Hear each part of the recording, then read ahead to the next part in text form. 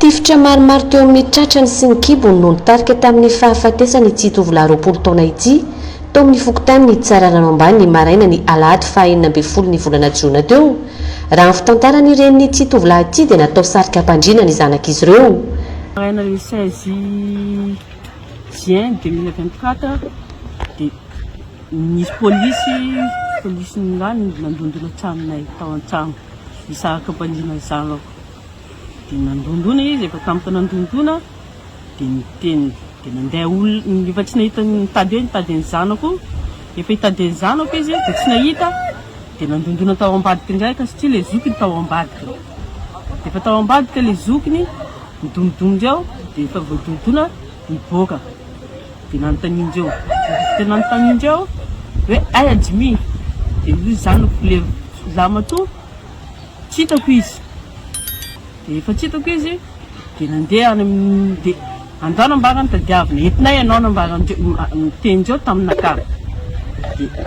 miala tsy nandesindreo moa za fa nandesindreo le zanako lamatoa raika raha miseko miala kely nahitany Jimmy mbo akaiky mibalina ihany dia nandesindreo izy. Efa izy nandesindreo ka inona tsisy hoe tifitra ataondreo hoe tany amin'ny madamako zao izy. Efa nandeha eo amin'ny voto-kakazo etsy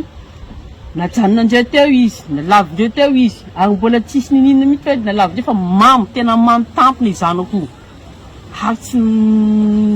tsatsana nendaka zany tsy tsatsana angalatra zany fa mamy tampona. Rehefa izy mamy tampona netindreo any nisarisaritsindreo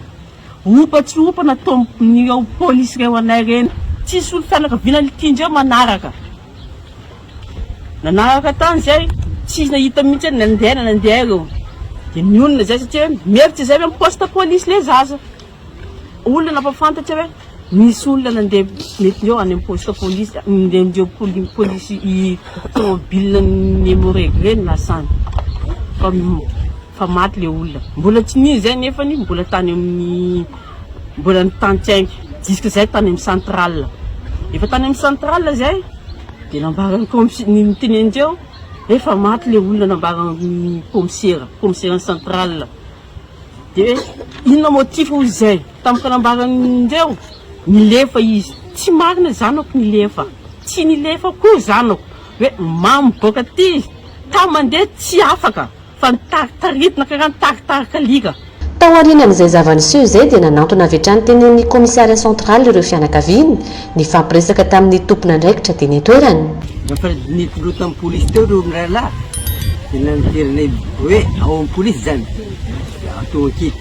rehefa hoe ankety zany nanaterana sakafo reo satria 4h du matin dia izy reo tsy mahazo mihinana fa le zokiny foana mahazo mihinana gaga zay dia tsy azo vangina fa amin'ny folo chef de poste vao tonga ao